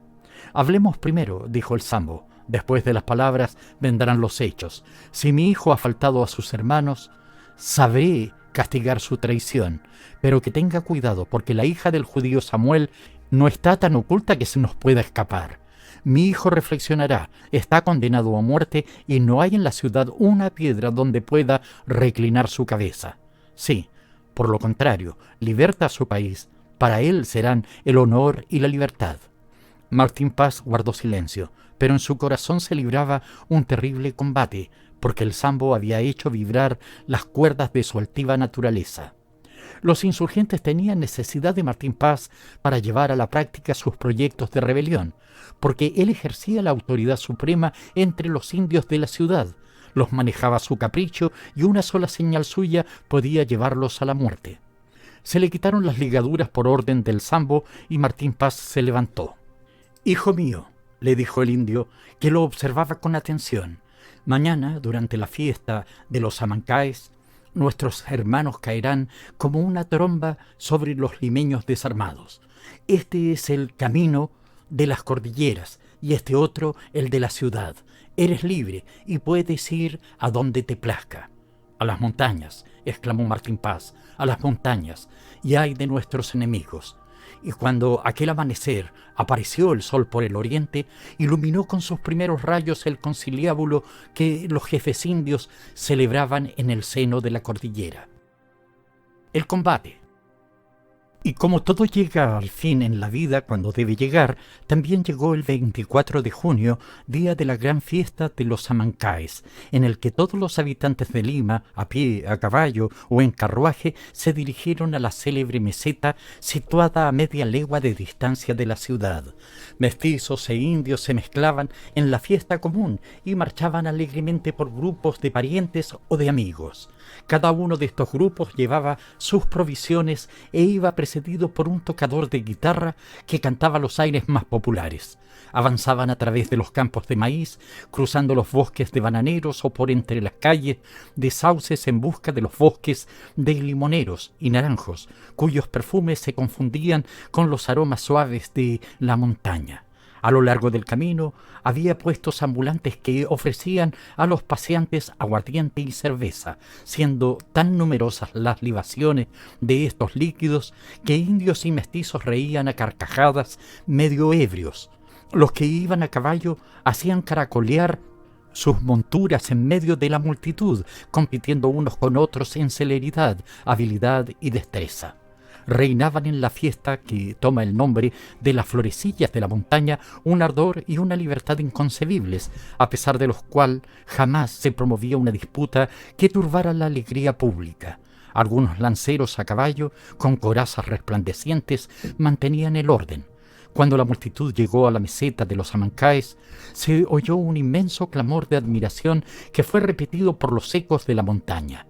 A los pies de los espectadores se extendía la antigua ciudad de los reyes, cuyas torres y campanarios, llenos de sonoras campanas, se elevaban osadamente hacia el cielo. San Pedro, San Agustín y la catedral atraían las miradas hacia sus torres, que brillaban heridas por los rayos del sol. Santo Domingo, la rica iglesia cuya Virgen no lleva jamás 2 días seguidos el mismo manto, levantaba más que sus vecinas la flecha elegante de su campanario. A la derecha, el océano Pacífico hacía ondular sus extensas llanuras azules al soplo de la brisa, y la vista, volviendo del Callao a Lima, se deleitaba en la contemplación de todos aquellos monumentos funerarios que contenían los restos de la gran dinastía de los incas. En la lejanía, el cabo Morro Solar encerraba como en un cuadro los esplendores de aquel espectáculo. Pero mientras los limeños contemplaban admirados tan espléndidos panoramas, se preparaba un drama sangriento en las heladas cumbres de la cordillera. Efectivamente, al paso que los habitantes de la ciudad la iban abandonando, penetraban gran número de indios que vagaban por sus calles. Los hombres que por lo general tomaban parte activa en la fiesta de los Amancaes se paseaban entonces silenciosamente y con aire singularmente pensativo. De vez en cuando algún jefe les daba apresuradamente una orden secreta y reanudaban su marcha, pero todos se iban reuniendo poco a poco en los barrios más ricos de la ciudad. Cuando el sol comenzó a desaparecer en el horizonte, la aristocracia limeña emprendió el camino de los Amancaes, luciendo sus trajes más costosos y sus más valiosas alhajas. Una interminable fila de coches desfiló entre los árboles, confundida con las gentes que marchaban a caballo o a pie. En el reloj de la catedral dieron las 5. Un griterío inmenso resonó en la ciudad. De todas las plazas, de todas las calles, de todas las casas salieron indios con las armas en la mano. Los barrios más hermosos fueron inundados de insurrectos, algunos de los cuales agitaban por encima de sus cabezas teas encendidas. «Mueran los españoles, mueran nuestros opresores», se oía gritar con voces estentóreas. Casi al mismo tiempo se cubrieron las cimas de los cerros también de indios que se dispusieron a unirse a sus hermanos de la ciudad. Lima ofrecía en aquel momento un aspecto extraño. Los insurrectos se habían esparcido por todos los barrios y a la cabeza de una de sus columnas iba Martín Paz, agitando la bandera negra en dirección a la Plaza Mayor, mientras los demás indios atacaban las casas previamente designadas para ser demolidas. Cerca de él, Managnani lanzaba feroces aullidos. En la plaza, los soldados del gobierno, prevenidos contra la rebelión, se habían formado en orden de batalla delante del palacio del presidente, y los insurgentes, al entrar en la plaza, fueron recibidos por una nutrida granizada de balas. Sorprendidos al principio por aquella descarga que estaba muy lejos de esperar y que arrebató a muchos la vida, se lanzaron contra la tropa con ímpetu insuperable, produciéndose una horrible confusión en que los contendientes llegaron a pelear cuerpo a cuerpo. Martín Paz y Managnani hicieron prodigios de valor, pero solo por milagro se libraron de la muerte. Necesitaban tomar el palacio y fortificarse en él a todo trance. «Adelante», gritó Martín Paz, y a su voz se precipitaron los indios al asalto. Aunque de todas partes eran rechazados, lograron los indios a su vez hacer retroceder a la tropa que rodeaba el palacio, y ya Managnani se lanzaba a los primeros escalones del pórtico cuando se detuvo rápidamente. Las filas de los soldados se habían abierto y por el espacio que habían dejado libre asomaban sus bocas 2 piezas de artillería, colocadas allí para ametrallar a los sitiadores. No había tiempo que perder, era absolutamente preciso saltar sobre la batería y apoderarse de ella antes que disparase. «Vamos los dos», exclamó Managnani dirigiéndose a Martín Paz. Pero éste acababa de alejarse y no escuchaba ya nada, porque un negro le había dicho al oído estas palabras: «Están saqueando la casa del marqués de Becal y quizás asesinándolo». Al oír esto, Martín Paz retrocedió y Managnani quiso arrastrarlo consigo hacia adelante. Pero en aquel momento los cañones dispararon y la metralla diezmó las filas de los indios. «Síganme», gritó Martín Paz. Varios compañeros que le eran muy adictos se unieron a él y con la ayuda de estos consiguió el indio abrirse paso entre los soldados. Aquella fuga tuvo todas las apariencias y resultados de una traición, porque creyéndose los indios abandonados por su jefe, fue imposible reunirlos de nuevo, a pesar de los esfuerzos que realizó Managnani para llevarlos al combate. Envueltos en una nube espesa de tropas que los fusilaban sin piedad, se produjo una espantosa confusión y su derrota completa. Las llamas que se elevaban al cielo en ciertos barrios atrajeron a algunos fugitivos sedientos de viaje, pero los soldados los persiguieron espada en mano, dando muerte a gran número de ellos. Entretanto, Martín Paz llegó a casa del marqués, donde se sostenía una lucha encarnizada, dirigida por el mismo Sambo. El indio tenía sumo interés en entrar allí porque, combatiendo al español, deseaba al mismo tiempo apoderarse de Sara, prenda de la fidelidad de su hijo. Derribadas la puerta y las paredes del patio, se presentó el marqués con la espada en la mano, rodeado por sus servidores para rechazar a la turba que invadía su palacio. La altivez de aquel hombre y su valor tenían algo de sublimes. No solo no trataba de evitar el peligro, sino que parecía buscarlo con tal de sembrar la muerte en su derredor. Pero, ¿qué podía hacer contra aquella multitud de indios que, lejos de disminuir, aumentaba por momentos con la llegada del ofensivo de la Plaza Mayor? Viendo el marqués disminuir sus fuerzas y sus defensores, estaba ya decidido a dejarse matar sin oponer resistencia, en vista de la inutilidad de sus esfuerzos, cuando Martín Paz, con la rapidez del rayo, acometió a los agresores, obligándolos a volverse contra él y consiguiendo llegar hasta el marqués en medio de las balas para servirle de escudo con su cuerpo. «Bien, hijo mío, bien», dijo el marqués a Martín Paz, estrechándole la mano, pero el joven indio estaba triste y no desarrugaba el ceño. «Bien, Martín Paz», repitió otra vez, que le llegó al alma. Conoció a Sara y su brazo trazó un ancho círculo de sangre en torno suyo. La tropa de Sambo empezaba a ceder. Aquel nuevo bruto había dirigido por segunda vez los golpes contra su hijo sin poder alcanzarlo, en tanto que Martín Paz, cuando en el ardor de la lucha veía que el enemigo sobre quien iba a descargar el hacha era su padre, desviaba el arma para no herirlo. De repente, Managnani, cubierto de sangre, se puso al lado del Sambo, diciéndole: «Has jurado vengar la traición de un infame en sus parientes, en sus amigos y en él mismo, y ha llegado el momento de que cumplas tu palabra, porque los soldados se acercan y el mestizo Andrés Certa viene con ellos». «Ven pues, Managnani», dijo el Sambo, riéndose ferozmente, «ven». Y saliendo ambos de la casa del marqués, corrieron hacia la tropa que llegaba al paso de carga. Las tropas le apuntaron, pero el Sambo, sin intimidarse, se fue derecho al mestizo. «Si es usted Andrés Certa», le dijo, «sepa que su novia se encuentra en casa del marqués, y Martín Paz va a llevársela a las montañas». Y dicho esto, los indios desaparecieron. El Sambo había puesto frente a frente a los dos enemigos mortales, y los soldados, engañados por la presencia de Martín Paz, se precipitaron contra la casa del marqués. Andrés Certa, loco de furor y de celos, se arrojó contra Martín Paz, tan pronto como lo vio. «Ahora nos las entenderemos nosotros dos», gritó el joven indio, y abandonando la escalera de piedra que tan valientemente había defendido, corrió hacia donde se encontraba el mestizo. Allí se encontraron pecho contra pecho, tocándose las caras y confundiéndose las miradas en un relámpago de odio. Ni amigos ni enemigos podían acercarse a ellos, que, estrechamente abrazados, ni respiraban siquiera.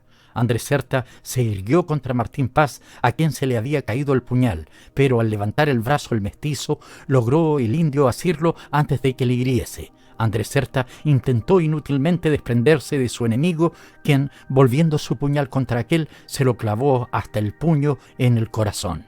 Después se arrojó en brazos del marqués de Begal. «A las montañas, hijo mío», exclamó el marqués, «huye a las montañas, te lo ordeno». En aquel momento se presentó el judío Samuel y se precipitó sobre el cadáver de Andrés Certa, arrancándole la cartera que llevaba en el bolsillo. Pero Martín Paz, que lo había visto, se apresuró a apoderarse de ella, la abrió, la hojeó, exhaló un grito de alegría y, avanzando hacia el marqués, le puso en la mano un papel que decía lo siguiente: «He recibido del señor Andrés Certa 100.000 duros, cantidad que me comprometo a devolverle si Sara, a quien salve del naufragio del San José, no es hija y única heredera del marqués de Begal, Samuel». «Mi hija», exclamó el español, y se precipitó en el aposento de Sara, pero ésta no estaba allí. El padre Joaquín, que bañado en su propia sangre se encontraba en aquella estancia, no pudo articular más que estas palabras: «El Sambo robaba Río de Madera». El rapto y sus consecuencias. «En marcha», dijo Martín Paz, y el marqués siguió en silencio al indio. Le habían robado a su hija y necesitaba encontrarla. Se pusieron ambos calzones con correas en las rodillas, se cubrieron con grandes sombreros de paja, montó cada uno en una mula, después de haber puesto en las pistoleras buenas pistolas, y emprendieron la marcha, llevando además al costado una carabina. Martín Paz llevaba también un lazo, cuyo extremo iba sujeto al arzón de la silla. Martín Paz conocía las llanuras y las montañas que iban a atravesar y sabía qué país perdido llevaba el Sambo a su novia. Su novia. ¿Se atrevería a dar este nombre a la hija del marqués? El español y el indio, sin más que una sola idea y con un solo propósito, penetraron en las gargantas de la cordillera, donde crecían los cocoteros y los pinos. Los cedros, los algodoneros, los aloes quedaban tras ellos en las llanuras cubiertas de maíz. Algunos cactos espinosos picaban a veces a sus cabalgaduras, haciéndolas vacilar sobre la pendiente de los precipicios. A la sazón era empresa dificilísima atravesar las montañas, porque las nieves se derretían a los rayos del sol de junio. El agua formaba cataratas espumeantes y estruendosas que se desprendían de las cumbres de los montes y rodaban hasta insondables abismos. Esto, no obstante, el marqués y Martín Paz corrían día y noche sin descanso un solo instante hasta que llegaron a la cumbre de los Andes, a 14.000 pies sobre el nivel del mar. Allí no había ya árboles ni vegetación y con frecuencia se veían envueltos en las terribles tempestades de la cordillera que levantaban torbellinos de nieve sobre los picos más elevados. El marqués se detenía a veces a su pesar, pero Martín Paz lo sostenía y lo abrigaba contra las inmensas ventiscas de nieve.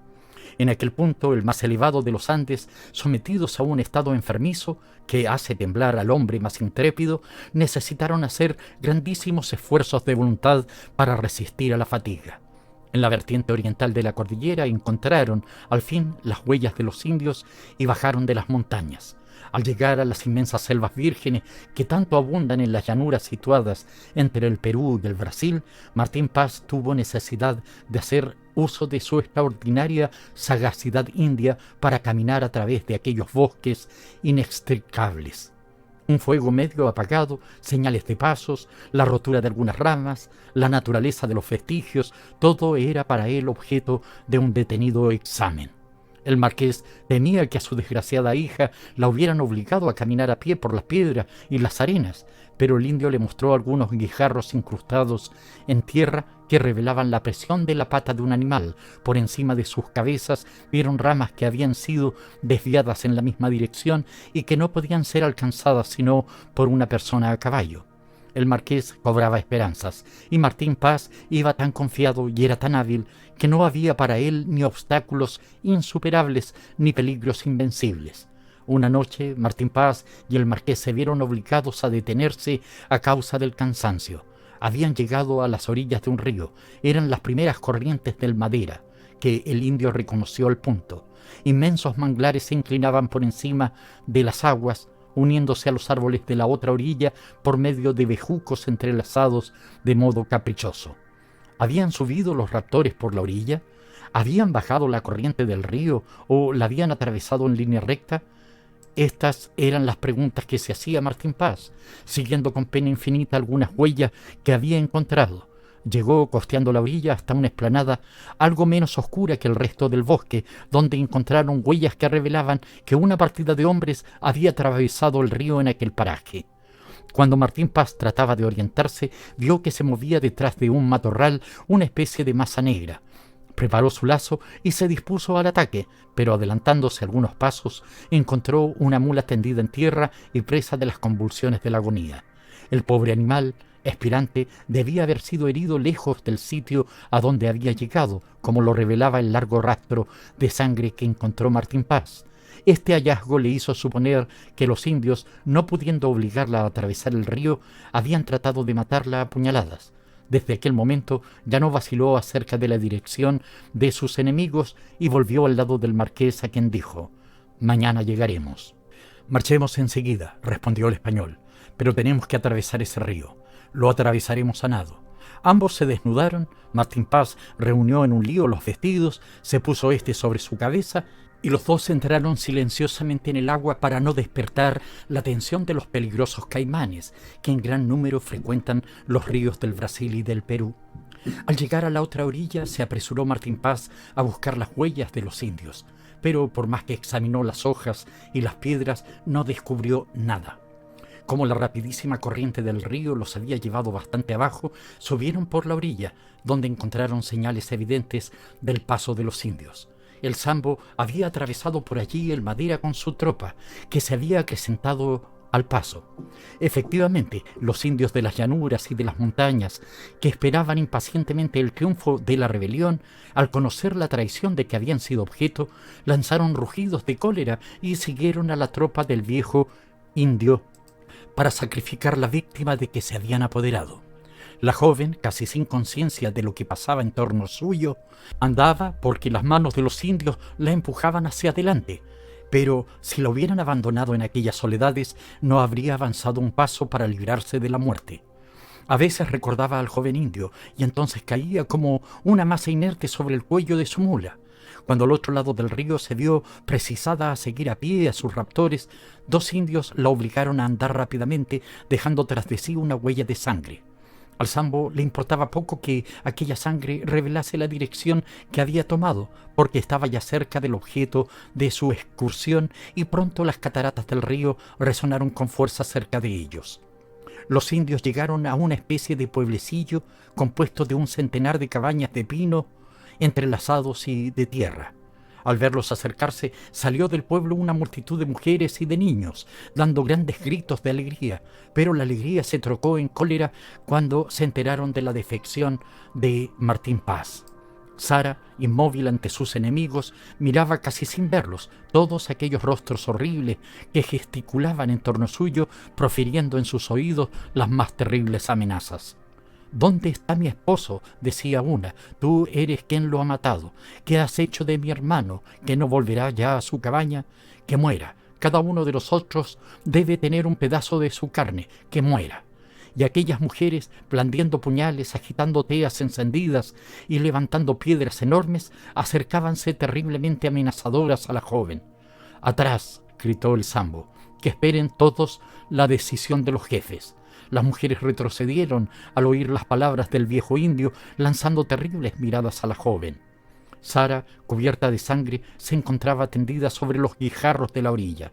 Más abajo de la aldea se estrechaba el Madera, en un lecho profundo, precipitando sus masas de agua con rapidez fulminante desde una altura de más de 100 pies.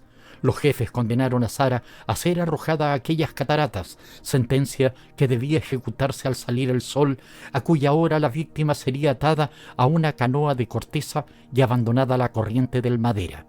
Así lo decidió el consejo y si retardó hasta la mañana siguiente el suplicio de la víctima fue con el propósito de ocasionarle mayor sufrimiento, haciéndole pasar una noche de angustias y terrores. Cuando se conoció la sentencia, fue acogida con aullidos de júbilo por todos los indios, de quienes se apoderó un delirante regocijo. Fue una noche de orgía. El aguardiente fermentó en aquellas cabezas exaltadas y una multitud de indios danzando y gritando rodearon a la joven, mientras otros corrían al través de los campos incultos, blandiendo teas de pino inflamadas. Cuando el sol, disipando las sombras de la noche, mostró su disco de oro por oriente, la mayoría de los indios se encontraban completamente borrachos. La joven fue desatada del poste en que había pasado la noche y 100 brazos quisieron a la vez arrastrarla al suplicio. Cuando el nombre de Martín Paz se escapaba de sus labios, le respondían inmediatamente gritos de odio y de venganza. Fue preciso subir por entre una inmensa aglomeración de rocas los senderos abruptos que conducían al nivel superior del río, a donde llegó la víctima toda ensangrentada. Una canoa de corteza de árbol la esperaba a 100 pasos de la catarata y en ella fue puesta y atada con ligaduras que le penetraban en las carnes. «¡Venganza!», exclamó la tribu entera a una voz. La canoa fue arrojada a las aguas y arrastrada rápidamente por la corriente, giró sobre sí misma. 2 hombres aparecieron en aquel momento en la orilla opuesta. Era Martín Paz y el marqués. Mi hija!», exclamó el marqués, cayendo de rodillas sobre la playa. La canoa estaba ya a punto de precipitarse en la catarata, hacia donde corría con extraordinaria rapidez. Martín Paz, de pie sobre una roca, lanzó su lazo que giró en torno de su cabeza en el instante preciso en que la embarcación iba a ser precipitada. Se desenrolló la larga correa de cuero y su nudo corredizo apresó la canoa. «¡Muera!», rugió la horda salvaje de los indios. Martín Paz se levantó y la canoa, suspendida sobre el abismo, no tardó en llegar hasta él. Silbó una flecha en los aires y Martín Paz cayó sobre la barca de la víctima, yendo a sumergirse con Sara en el torbellino de la catarata. Casi en el mismo instante cayó el marqués con el corazón atravesado por otra flecha. El indio Martín Paz y Sara, hija del marqués de Begal, se habían desposado en el seno de las espumosas aguas de la catarata para entrar en la vida eterna. En su suprema reunión, la joven cristiana había impreso con un ademán en la frente del indio regenerado el sello del bautismo, y ambos debieron hallar gracia ante el Altísimo, a cuya infinita misericordia confiaron sus almas momentos antes de abandonar la vida. Fin.